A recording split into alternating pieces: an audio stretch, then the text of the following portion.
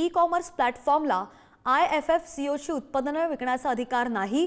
दमानियांच्या आरोपांवर धनंजय मुंडेंच्या कार्यालयामधून हे स्पष्टीकरण आलंय।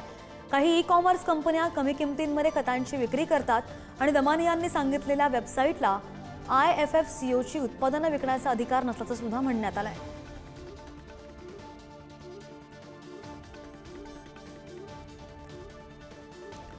अधिकची माहिती देणार आमचे प्रतिनिधी सुशांत सावंत आपल्या सोबत आहेत। सुशांत, आपण पाहिलं की अंजली दमानी यांनी आरोप केले आणि त्यानंतर धनंजय मुंडे यांनी हे आरोप फेटाळून लावलेले आहेत। मात्र धनंजय मुंडेंच्या कार्यालयामधून यावर स्पष्टीकरण सुद्धा आलेलं आहे। काय नेमकं म्हटलंय त्यांनी?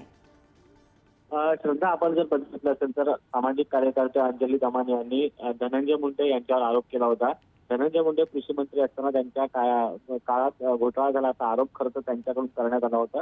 त्याला उत्तर जे आहे ते धनंजय मुंडे यांनी दिलं होतं। मात्र आता धनंजय मुंडे यांच्या कार्यालयाकडून एक माहिती देण्यात आली आहे। त्यामध्ये असं म्हटलंय की जागतिक स्तरावर सर्वात मोठी खतांची सहकारी संस्था IFFCO ने याआधीच लेखी स्वरूपात स्पष्ट केलेलं आहे की कोणत्याही ई कॉमर्स प्लॅटफॉर्मला IFFCO चे उत्पादन विकण्याचा अधिकार नाही।